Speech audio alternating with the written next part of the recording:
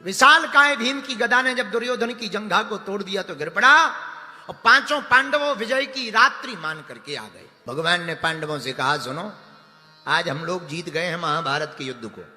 एक काम करो, आज विजय की रात है, आज सोना नहीं चाहिए, आज जीत का जश्न होना चाहिए, उल्लास से भरे रहना चाहिए। चलो आज की रात कहीं चल करके रात भर उत्सव मनाते हैं। पांचों पांडव तो चले गए। देखो भगवान के प्रत्येक कार्य में कोई ना कोई रहस्य छिपा रहता।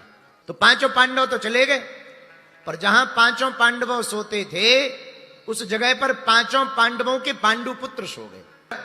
सायंकाल हुई, अस्तुत्थामा लुकता छिपता हुआ दुर्योधन के पास पहुंचा। हे मित्र, हमने तेरा नमक खाया है, पर आज हमें बड़ा दुख है कि तुम्हारे सब भाई मारे गए, तू भी घायल हो गया। मित्र, हमने तेरा नमक खाया, बता क्या कर सकता हूं। युद्ध तो मैं खूब लड़ा पर नहीं जीत पाया। दुर्योधन रोता हुआ बोला, मित्र और तो सब ठीक है, एक ही बात का दुख है। क्या? बोले पांडव 5 भाई थे, एक नहीं मरे। हम 100 भाई थे, एक नहीं बचे। अगर एक भी मर जाए तो मरते मरते संतुष्टि हो जाएगी। तो तामा बोला, ऐसी बात है? मित्र चिंता मत कर, अगर इसी बात पर तू जीवित है तो रुक जा, हम कुछ ना कुछ आज रात को व्यवस्था करते हैं, और एक की तो छोड़, अगर समय ठीक रहा तो 5 के 5 ही हम मार डालेंगे। अस्तुत्थामा इतना कह के चला आया। दुर्योधन को लगा शायद कुछ करेगा, इसने किया भी, पर विचार किया कि पांडवों से सामने लड़ना तो बड़ा मुश्किल है, जीत पाना कठिन है, क्योंकि कृष्ण साथ में, कैसे जीता जाए। एक उपाय निकाल लिया, उलूकन न्यास विधि।